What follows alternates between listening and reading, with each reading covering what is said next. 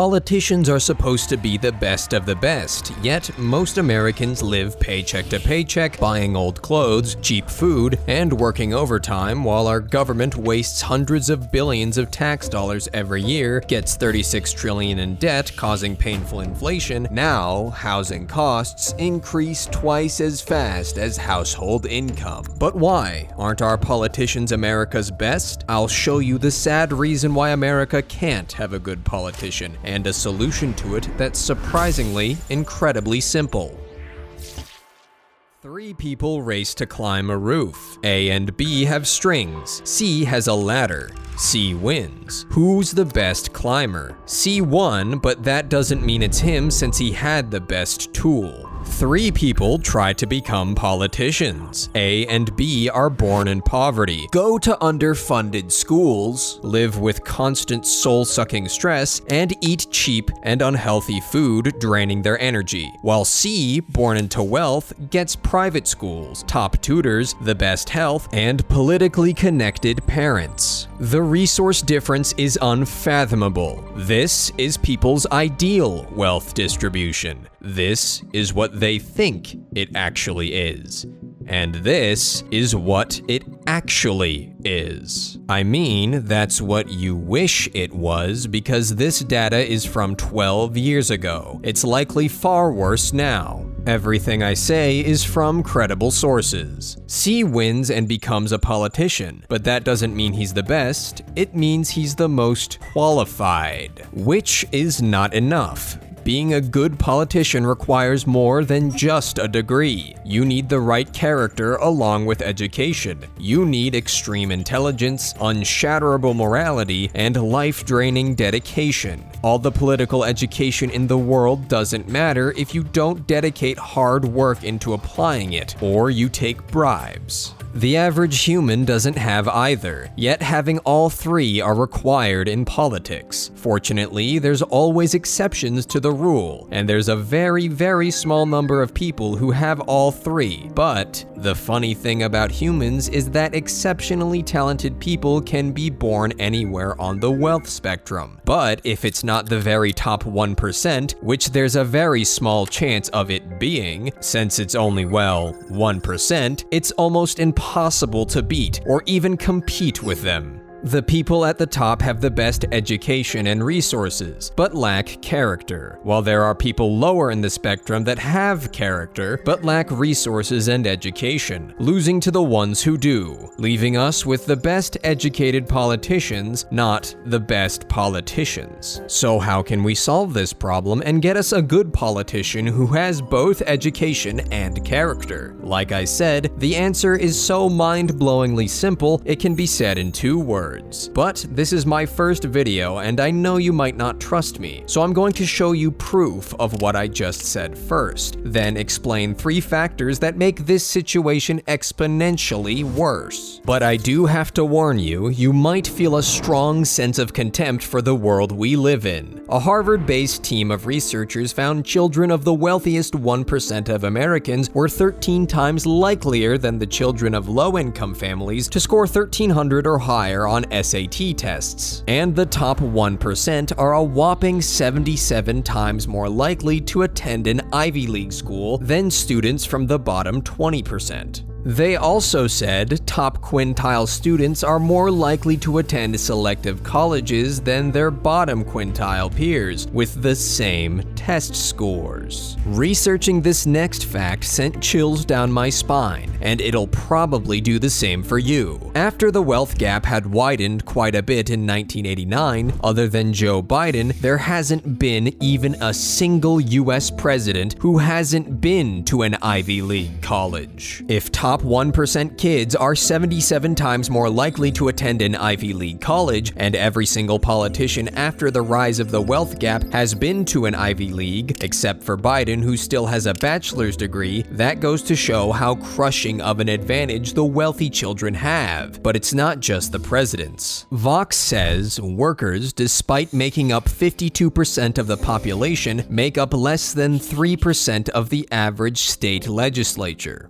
The book The Cash Ceiling says that despite only around 3% of Americans being millionaires, 50% of US senators and about 40% of House representatives are millionaires. If talent can come from anywhere in 100% of Americans, why do 3% make up 50%? Could it be that the 3%, because of their resources, outperform more talented people? To sum it up, 50% of the poor make up 3% of politicians, and 3% of the rich make up 50% of politicians. It would be a funny joke if we weren't the punchline. You might be thinking, well, the top 1% is still made up of millions of people. Surely they must have some exceptionally talented people. Firstly, let me clarify. I'm not critiquing the top 1%. I'm critiquing the systems that give them an unnecessary and unfair advantage. And yes, you're right. They should have some talented, moral, and dedicated people. But their talent, dedication, and morality gets crushed, shattered, and corrupted because of three key flaws in the way society sets up their path to success. The first flaw is this. Person A and B go hiking. A hikes up a paved, flat trail to the mountain's peak, never facing steep cliffs or stormy weather. B hikes up a rocky, mountainous terrain with unforgiving, freezing cold weather. After their journeys, B would develop significantly more perseverance, resilience, and dedication than A, because the harder the journey is, and the more dedication completing it requires, the more dedicated completers of that journey would be. When things are relatively easy, you don't develop fiery dedication or the unshatterable ability to resist temptation. Since the top 1% have so little competition and a relatively easy journey to success, it sabotages the three necessary character traits from developing. As proof of this, Vox says, the average member of Congress spent less than 2% of his or her entire pre-congressional career doing the kinds of jobs most Americans go to every day, implying that the vast majority of politicians come from privileged backgrounds, thus turning them into Hiker A, who haven't faced significant struggle on their journey, making it even less likely for exceptional people to come from the top. Being a politician requires countless sleepless nights working to drain almost every bit of time you have into working for your country. Yet, the path to becoming a politician does require work, but the amount of work normal people can do, not countless sleepless nights, when you've got all the resources in the world.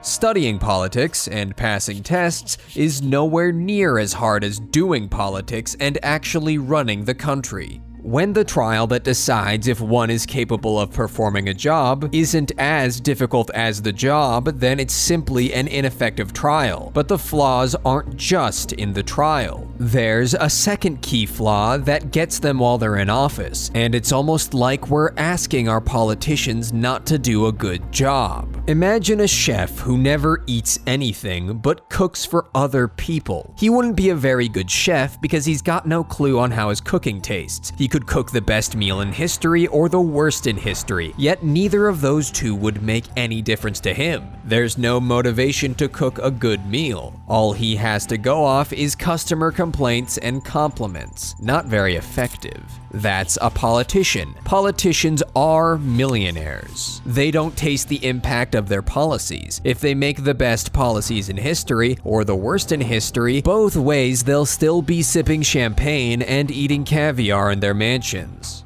They don't feel the effects of inflation, so it's easy for them to print money. They don't work jobs like us, so it's easy for them to loosen worker rights. They don't have student debt or any debt. Their children go to the best schools. There's no crime when you're surrounded by bodyguards. If they mess up, all they'll hear is people's complaints. Not very effective. Not a good motivator. That might explain why our government spent $2.7 million for a grant to study Russian cats walking on treadmills. Statistica shows the average senator is worth $1.7 million and over $3 million at the peak, with some of the highest having hundreds of millions because they're detached from the problems of everyday Americans, thus making it even harder to dedicate themselves to solving those problems. How can you expect the rich man who isn't facing and has never faced the struggle of the common man to help the common man in his struggle, even if some shining, incorruptible patriot still dedicates himself regardless of these two flaws? There's no escaping one of the most basic principles of human nature. A sports referee's job is to ensure the teams play fairly, don't foul, follow rules, and determine close calls. He's not allowed to bet on the match because putting financial stakes on a team would tempt bias. A politician's job is to ensure businesses play fairly, treat their workers well, don't monopolize, and create safe products. Yet, he is allowed to put financial stakes on a business, tempting bias, whether it be conscious or subconscious. Both a referee betting on the match and a politician owning stocks tempts the mediators of fairness to be unfair. Yet, one is allowed and the other isn't. As proof, only 7% of Congress doesn't own stocks or investment funds, meaning there's at least some degree of subconscious or conscious bias in 93% of them. Some are even worth hundreds of millions of dollars, which is quite suspicious. If they make companies treat their workers fairly, they could lose potentially millions of dollars. To say this wouldn't affect decision-making at all is far too over-optimistic.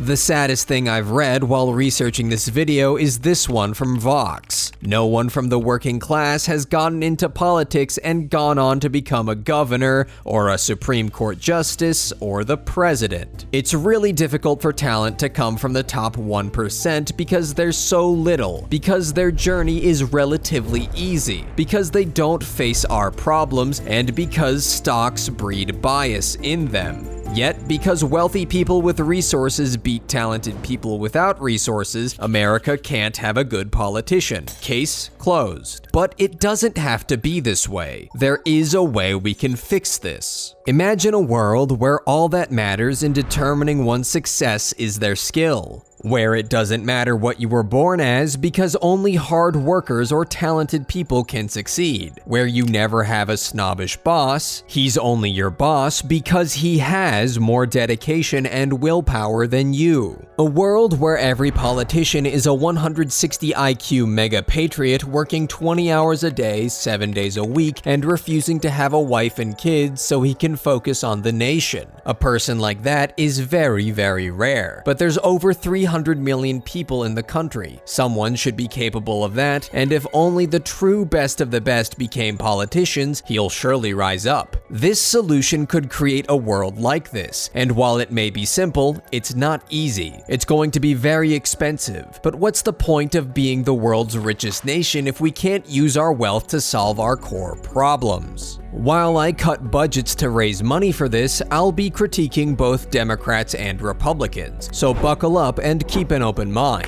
First, let's start with the obvious. We need Elon Musk and Doge or some other government efficiency operation to fix our hundreds of billions of wasted tax dollars. After we ensure tax dollars are properly spent, we can crack down on tax evasion, which costs America about $500 billion yearly, with a significant contributor being the ultra-wealthy. Patch up the loopholes. Regardless of what you think the tax rate should be, everyone should be paying it, or it'd be unfair to the ones who do. On to the final unnecessary expense. This is what percent of the world's military spending each top spending country makes up. Ukraine 2.4%, Saudi Arabia 3%, UK 3%, India 3.2%, Germany 3.3%. Russia 5.5%, and the United States makes up a whopping 40%. That really isn't necessary. Let's reduce it to 13%, just 1% more than China, who claimed neutrality. We'd still be the highest spenders, and a nation the size of a continent, 2 giant oceans away, 2 mountain ranges too, with world-ending weapons, and a population armed to the teeth with more guns than people. We should be fine and save around $600 billion yearly. Now I'll finally explain the solution and reveal the 2 words at the end. Let's go back to our analogy. 3 people race to climb a roof. A and B have strings, C has a ladder. But what if we split that ladder in half, give 1 pole to B, remove all of the pegs, and make a 3rd pole and give it to A? The race begins, and B wins. Who's the best climber? B, because everyone had the same tool, yet B won.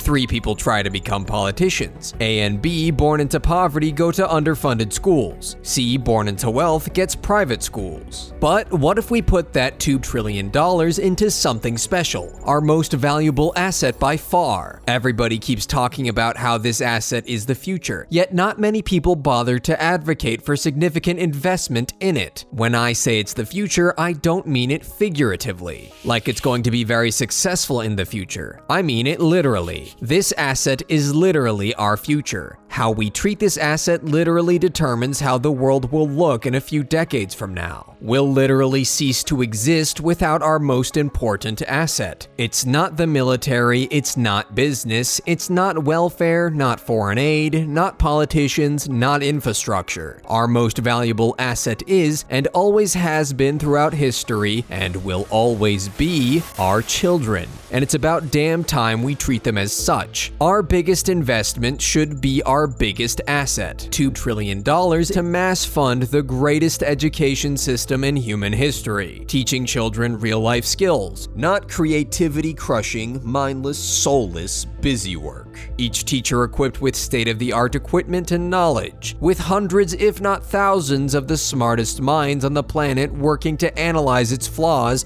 and strengths, then optimize it, something private schools and top tutors can't have, the intellectual might of the nation. Public schools better than private schools. The rich must attend these super schools if they want the best education. And now, ladies and gentlemen, we have the rich and the poor attending the same schools. The top 1% no longer competes with only the top 1%, but with 100%, ensuring whoever rises up and becomes a politician has relentless dedication and talent to beat so many people. Now, no matter where our 140-hour work week super politicians are born, they'll have all they need to succeed. But it's not just the aspiring politicians, it's everyone. Everyone who works hard or has talent will have everything they need to get into whatever high-profile position they want. Ensuring not only will our politicians be the best of the best, but because of the same reasons, so would our medical researchers. We could cure cancer so much faster. So would our astrophysicists. We could go to Mars. So would our entrepreneurs. Innovation and economy would boom.